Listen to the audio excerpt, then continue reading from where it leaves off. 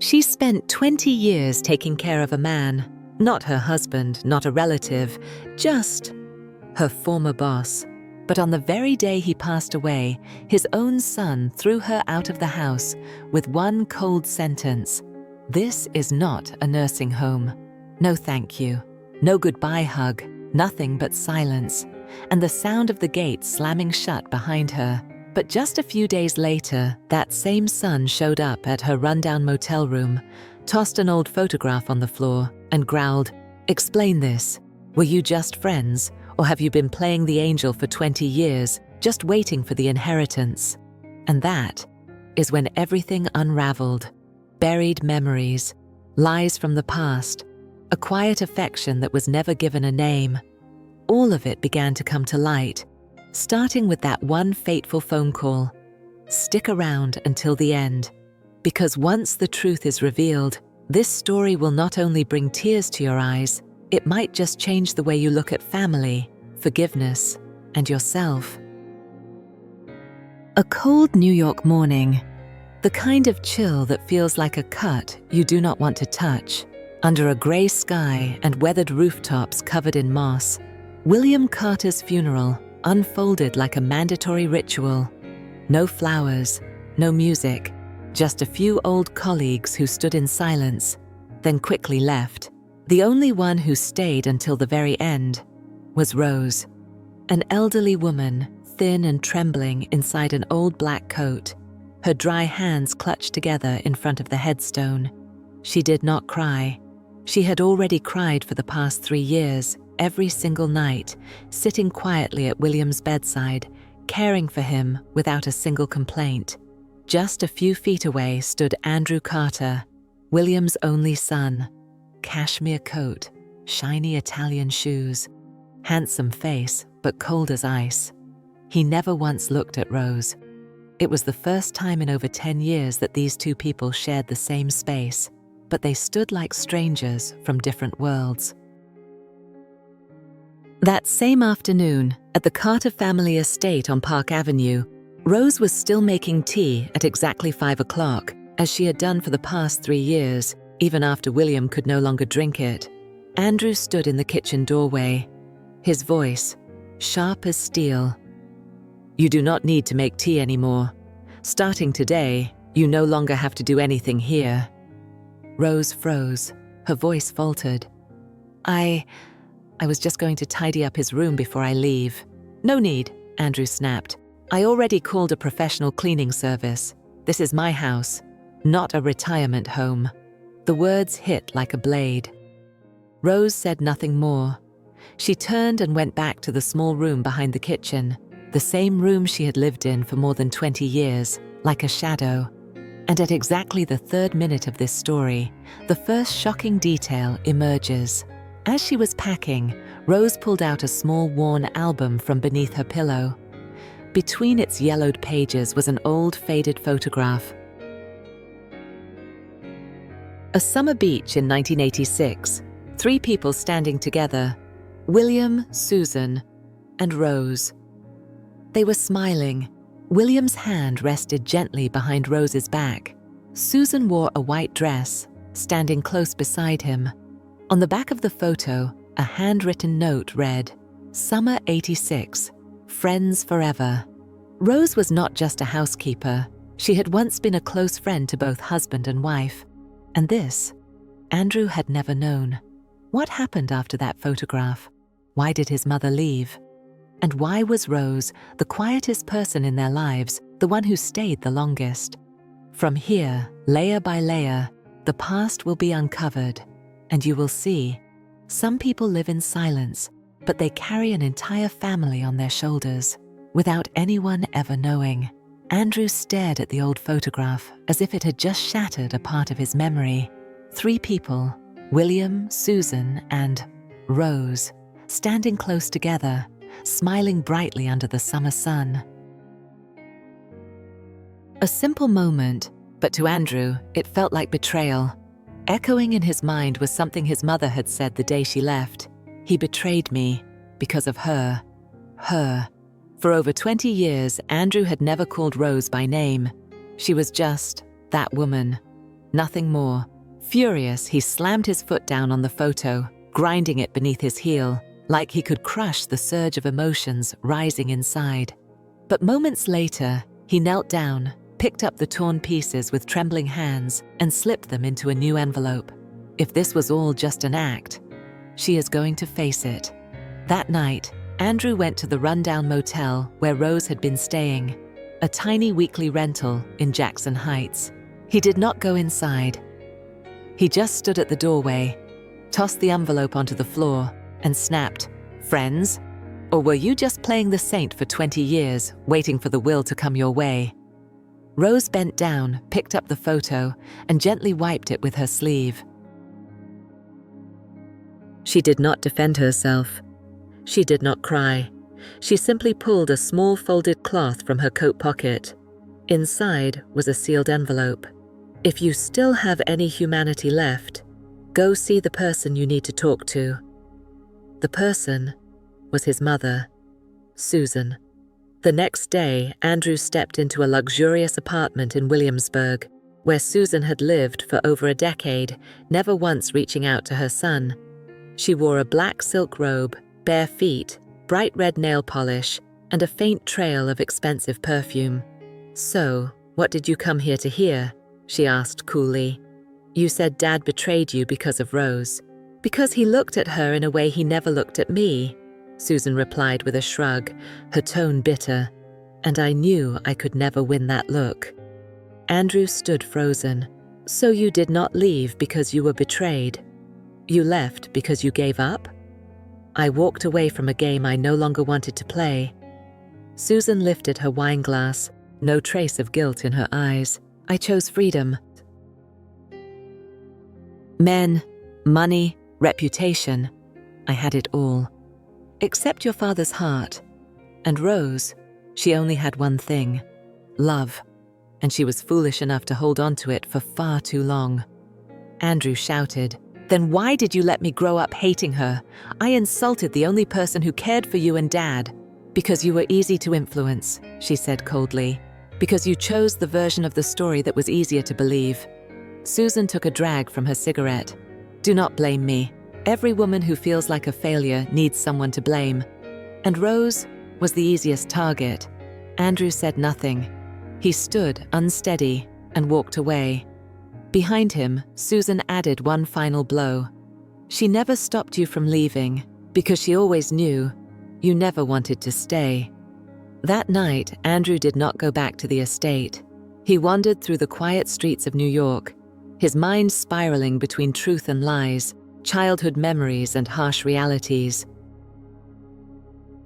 He remembered coming home from school and seeing Rose cleaning, cooking, doing laundry. She never said much. She always asked just one thing. "Are you tired today?" Back then, Andrew would just sneer and turn away. "Do not pretend to care," he would mutter. He never looked into her eyes long enough to see the quiet sorrow behind them. Now, those small memories began surfacing one by one, each like a needle piercing through the fog. The time his father fell in the bathroom, it was Rose who treated the wound.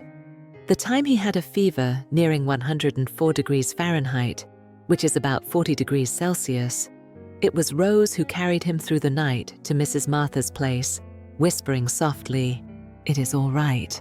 I am here." But all he remembered from that night was his mother's scream, "Do not touch my son, you shameless woman." Back then, Andrew did not know what was right or wrong. He just learned to copy what adults did. Anger, contempt, rejection. Now, after everything was gone, his father dead, his mother distant, Rose missing, he finally realized he once had a second mother, and he had pushed her away in every possible way. The next morning, he returned to the boarding house. Martha was watering her plants. Andrew's voice was choked. Did she leave anything behind? Martha handed him an old envelope.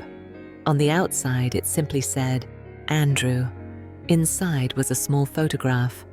Little Andrew, fast asleep in Rose's lap, her arms wrapped around him like she was holding the whole world. A handwritten line, shaky and faint, read, Even if you never called me Mom, I always saw you as my son." Andrew's hands trembled. The photo blurred with his tears. This was no longer about inheritance. It was not about right or wrong. This was about a heart that had never been acknowledged. He began searching, calling every nursing home, digging through senior care networks. Emily, his best friend, got a call in the middle of the night. "Em, I need help. Any records? Anyone named Rose Walker? Anywhere?" "Andrew, what is going on?" "I pushed away the only second mother I ever had, and now I do not even know if she is still alive." Emily went quiet, then said, "Then this time, do not stop halfway." And so Andrew began the very first journey of his life, not to prove something, not to protect his name, but to say one thing: "I am sorry."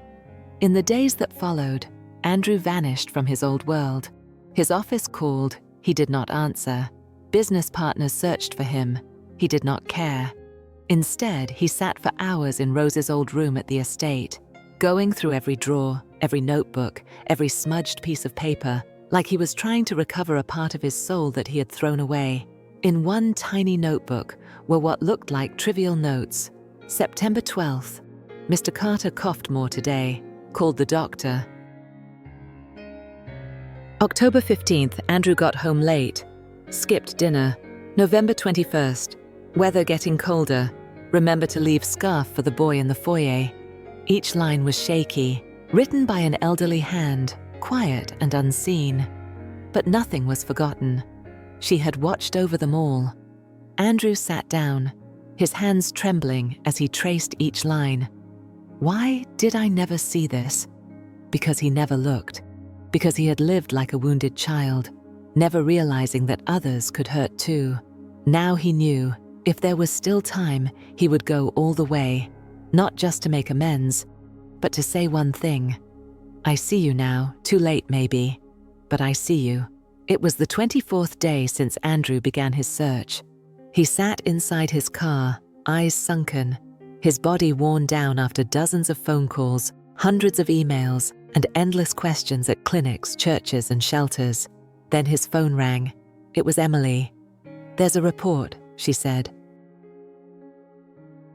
An elderly woman named Rose Walker was just admitted to Hopewell House, a nursing facility outside Albany. They found her unconscious in a park. Andrew said nothing. He jumped to his feet and drove like a madman out of the city. 3 hours later, he stood in front of an old iron gate at Hopewell House, a small senior care home surrounded by rows of dry cypress trees, quiet as if they had witnessed too many goodbyes. A nurse named Lucy greeted him. She has not spoken a word since she arrived, emotionally shut down. All she does is stare out the window, but... Lucy hesitated. "We found a photograph in her coat pocket, a little boy asleep in a woman's arms." Andrew clenched his fists. "That boy was me." Lucy nodded gently. "Room number 11, but do not get your hopes up. She might not recognize anyone anymore." Andrew opened the door, a small room, pale green walls, curtains swaying softly in the breeze. Rose lay on the bed. Her white hair fell around her shoulders, her eyes distant, locked on the garden outside. For the first few seconds, Andrew could not speak. His legs felt like they were carrying him into a wound he had inflicted on himself. Then, slowly, he stepped closer. "It's me, Andrew." No response. Her gaze did not change. He sat down next to her, took her hand, thin, calloused and worn by time, and held it tightly. "I searched everywhere for you. I didn't come here for forgiveness. I came to say one thing. I'm sorry." There was a long silence. Then, softly, Rose turned her head. Her eyes were misty, but suddenly alive, as if waking from a long-forgotten dream. Her lips trembled. "Andrew," one word, as light as breath. But to Andrew, it hit like a flood, washing away every wall he had built inside his heart. He broke down. No sound, just tears. Falling onto her hand, the bedsheets, and all the years he had wasted in resentment. Rose did not say anything else. But her hand squeezed his, small but real. It was not forgiveness spoken aloud. It was a miracle of being accepted. Outside the door, Lucy gently closed it, and inside, two people, a woman aged by time and a man just now growing up, sat in the most sacred silence of their lives. 2 days later, Andrew signed the papers to bring Rose back to the estate. When the wheelchair stopped in front of the same iron gate that had once slammed shut behind her, Andrew leaned over and said, "I know I can't erase the past, but I can do right by the present." Rose said nothing, but when the gate opened, she looked at the house like she was facing a memory she had buried deep. Andrew bowed his head. "From now on, this is your home." In the living room, he carefully placed the photograph that had once been crushed under his shoe, now fully restored and framed. Next to it, a small plaque engraved with the words, "To the one who stayed when no one else did." That first afternoon back at the estate, Rose sat by the window, the sunlight glowing on her silver hair. Andrew made tea, 5 o'clock, just as she used to do for William for 20 years. "You once said New York sunsets are sad but beautiful," Andrew said. Rose smiled softly. "Now they feel peaceful." Andrew nodded. "Because you've forgiven me." She looked outside. "Because you finally listened." In the days that followed, Rose spoke little. She spent more time sitting quietly than moving, often staring out the window where autumn light once fell, and now only bare oak branches remained. Andrew worried, but he did not push. He simply learned to wait, something Rose had always known how to do and he had never mastered. Each morning, he placed a cup of tea in front of her. Each afternoon, he asked, "Do you need anything?" Rose just shook her head, but her eyes no longer wandered. One day, Andrew walked into his father's old study, the room Rose had kept in perfect condition for years. He opened the last drawer. Inside was a tattered leather journal. The first page, in William's slanted handwriting, read, "If my son ever grows old enough to understand, give him this book." Inside were simple notes. "Rose stayed, not for romance, but because she saw I was dying. I thought I was a successful man, but after Susan left, it was Rose who held everything together." Andrew flipped to the last page. The writing there was shaky, probably scribbled in William's final days. "My son, if you ever truly fall in love, you will understand. The quiet kind of love is always the strongest. And that woman, who never asked for anything, gave more than anyone else ever could." Andrew closed the journal and sat in silence for hours. That evening, he made tea and brought it upstairs to the balcony, where Rose sat wrapped in her old knitted shawl. "Are you cold, Mom?" "No," she said, "but my heart is slowly warming again." He sat beside her, holding the steaming cup in his hands. "You know, I never used to call you Mom." Rose looked at him. In her eyes, there was no anger, only the deep peace of someone who had lost enough to understand forgiveness did not always need an apology. "But today," she said softly, "you did, and that is enough." Later that night, Andrew walked into his father's library. He pulled out old financial files, draft wills, and faded family photos. He knew now, if he wanted to make this right, words were not enough. He had to act. And that is when a plan started forming in his mind. He would not just take care of Rose, he would honor her name and protect others like her, those who lived in silence, then disappeared without anyone noticing. A few weeks after Rose returned to the estate, something began to quietly shift through the cold, silent halls. No one said anything out loud, but every person in the house, from the butler to the nurse to the young cook, began calling her by a name that felt both simple and sacred, Miss Rose. The tiny room behind the kitchen, where she had slept in silence for over 20 years, was transformed into a peaceful reading room filled with morning sunlight. On her desk, Andrew placed a small wooden plaque with the words, "A place for the one who never walked away." One afternoon, Rose sat in the living room, reading gently while stroking the soft edge of her old knitted shawl. Andrew walked in, holding a stack of documents. "Mom, I'm preparing to launch a fund to support elderly domestic workers who have no retirement savings." Rose looked up, surprised.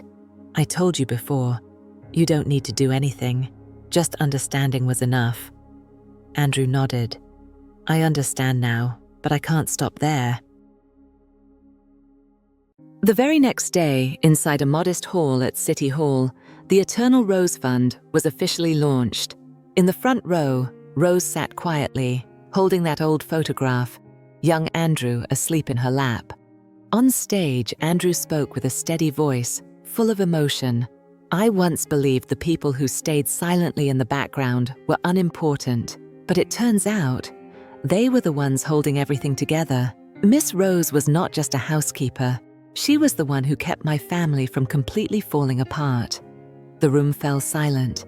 An elderly woman named Margaret, who had been a maid for 40 years, burst into tears. After the ceremony, Andrew shook her hand. "Next month, our fund will cover all your housing costs." Margaret choked up. "Even my own son has never done that for me." Rose sat beside her and gently took her hand. "You're not alone anymore." News of the Eternal Rose Fund spread quickly. Outlets like NBC, the New York Times, and the Washington Post called it a light in the heart of cold New York. Rose, the woman once dismissed as the invisible maid, was now appearing on national television. In a talk show, the host asked, "Do you ever regret staying silent for so many years?" Rose smiled softly, eyes glistening. "No, because if I had spoken when no one was ready to listen, maybe things would have turned out worse. And now, I don't have to say a thing, because my son is speaking for me." Andrew, sitting beside her, held her hand. "And I will never let you be silenced again." That evening, back at the estate, Rose and Andrew sat on the balcony. The lights of New York sparkled below. "I want to take you on a trip," Andrew said gently. "You once told me you wanted to visit Yosemite, right?" Rose smiled, her eyes misting. "My eyes aren't what they used to be. My legs can't walk far anymore. That's okay. I'll carry you." Rose laughed, really laughed, for the first time in years. "So I'm not allowed to cry anymore?" "Nope. From now on, you only get to laugh. You've cried enough for 2 lifetimes." That same night, in the estate library, Emily, Andrew's best friend and advisor to the fund, reviewed their registration paperwork. She looked up at the framed photo on the wall, 5-year-old Andrew asleep in Rose's arms. She whispered, "You finally grew up, Andrew." A week later, a painting was placed in the main hall of a newly opened senior care home. The name above it read, Rose Walker House. Beneath the painting was a simple line, "For those who were once forgotten, and for those who taught us how to love again." 1 week after the fund's announcement, Andrew was invited to speak at a national summit on elderly labor care. As he stepped onto the stage, he was no longer the arrogant heir people once knew. Behind him, the screen displayed one quiet sentence: "Not everyone is a birth mother. But everyone deserves to be thanked like one." His speech made headlines, not for its fancy words, but because it told a real story of a man who once mocked unconditional love and then gave up everything he inherited just to honor it. Within 3 weeks, hundreds of emails flooded in from across the country. One message read, "I used to be a maid like Miss Rose, but no one ever said my name." Another said, "I'm the child of a woman like her, and now I finally understand why my mom always smiled, even when our whole family treated her like she was invisible." Andrew replied to each letter personally. Every night he sat at his desk, reading and typing. Rose would bring tea, place it quietly beside him, and step away, just like she had always done. One late afternoon, an elderly man named George came to the estate. He stood at the gate, holding a small paper bag. His eyes read. "I'm the man Miss Rose used to bring lunch to in the park every day for 5 years when I was unemployed. She never told me her name. I just called her the angel in the shawl." Rose stepped out. She looked at the frail old man in the worn-out suit. Softly, she said, "I remember you. You gave me a wooden button the day your daughter recovered." George's eyes filled. They embraced, without words. Andrew stood nearby, quietly witnessing a world he had never known, a world of kindness silently sown for years, now rising into the light. Emily turned to him and said, "Maybe your mom didn't just feed you meals. She taught you how to live with heart." One crisp autumn day, Rose and Andrew returned to Central Park, where she used to sit each evening after her shift. She pointed at an old stone bench. "That's where I used to rest. But it's also where I cried, because I felt invisible, because the boy I loved like my own looked at me like a stranger." Andrew said nothing. He just reached over and gently held her wrinkled hand. "I'm sorry. I know it's too late, but I promise you will never feel invisible again." A group of students passed by on a school trip. A little girl stopped and stared. "Excuse me, are you the lady from the wall in the new care home?" Rose blinked. "Yes, my mom cried when she saw your story. You're amazing." The girl bowed politely, then ran to catch up with her class. Rose turned to Andrew, her eyes shining. "Maybe. I did not live my life in vain after all." Andrew squeezed her hand. "No, you're the reason I finally learned how to live right." That winter, New York was hit with the heaviest snowfall in 10 years. The Wellington estate was no longer silent. The fireplace glowed red hot. Golden lights filled the rooms, and soft laughter echoed from the kitchen, where Rose was teaching the young chef how to make Southern-style chicken soup. Andrew walked in, carrying a few medical textbooks on elderly care. "Mom," he said, "I signed up for a caregiver course, not because I have to, but because I want to understand what you went through." Rose said nothing. She simply nodded and gently placed her knitted shawl over his shoulders. "Sometimes, understanding is enough," she said softly. "But if you want to live in that understanding, I believe you'll become a good father someday." Andrew paused, stunned. He had never thought about having children, but in Rose's eyes, there was no pain now, only the quiet strength of someone who had weathered every storm and was ready to bless the next generation.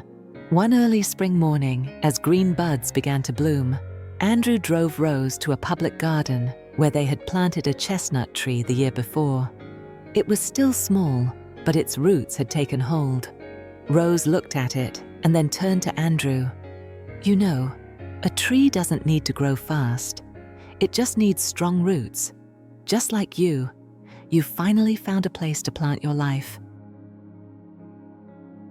Andrew said nothing. He simply took her hand and held it. In April, Rose made a decision. She would leave the estate, not out of anger, and not because she felt she no longer belonged, but because she wanted to spend her remaining years in a small cottage, tending to her garden, cooking for herself, and teaching neighborhood children how to bake. Andrew was shocked when she told him, but Rose only smiled. "Every child must one day leave the nest," she said. "So must the elderly." "But I just found you again," Andrew whispered. "You haven't lost me," Rose replied. "I'm just moving to where the sun is warm and the trees still grow." And so, a few weeks later, Rose moved into a small wooden house near the forest, about an hour outside the city. Every weekend, Andrew visited. He brought food, the newspaper, and sometimes the neighbors' children, who begged her to tell them stories. One afternoon, while the two of them sat under the porch knitting together, Andrew asked, "If you could go back, would you change anything?" Rose stayed silent for a moment.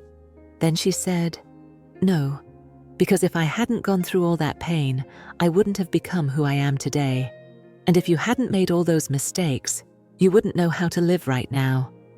They said nothing more, but that day's golden sunlight seemed to brush against their old scars, no longer aching, just quietly warm.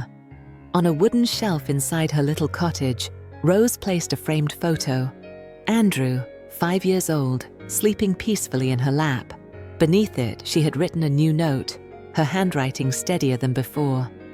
"You may not have seen me, but I never took my eyes off you." Have you ever loved someone, but made them wait a lifetime just to hear the words "thank you"? Or maybe you were the one who stayed, quietly, without anyone noticing your presence, beyond what you did and what you gave. There are so many people like Rose in this world. The ones who are not flashy, the ones who do not speak up, the ones who never ask for anything. And yet, they are the ones holding up the entire world for someone else without ever receiving a word in return. And there are also many people like Andrew, people who thought they were strong, mature, in control, but who were actually the weakest when it came to facing real emotion. People who only learned to love after losing almost everything. If this story touched something inside you, maybe it is because you have lived a part of it too. Maybe you are thinking about the person who raised you when your mother was not around. Or the one who quietly cooked your meals every day and never once heard a simple "thank you." Or maybe you are the one who gave your whole youth to a family, a job, or a person, and felt invisible the entire time. If so, then today, you are no longer invisible. You have been seen. Through Rose's story, you have come into focus, not just in the memories of those you once cared for, but in the hearts of everyone who was moved by the silent strength of your love. If you still have your parents, your grandparents, or anyone who stood by you during your hardest days, do not wait until they are gone. Do not wait until you have grown up to say the words that matter. A simple "I'm grateful." A quiet "thank you for staying when no one else did." Sometimes that is all it takes to heal a whole lifetime. And if you are the one who has been carrying the weight alone all this time, then let me remind you of just one thing. You deserve to be appreciated.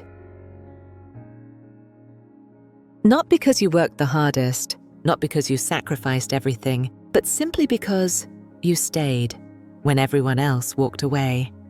Keep going, not to prove yourself to anyone, but to receive the goodness you should have had all along. Because, as Rose once said, some people do not need revenge. Their peace is the most beautiful answer.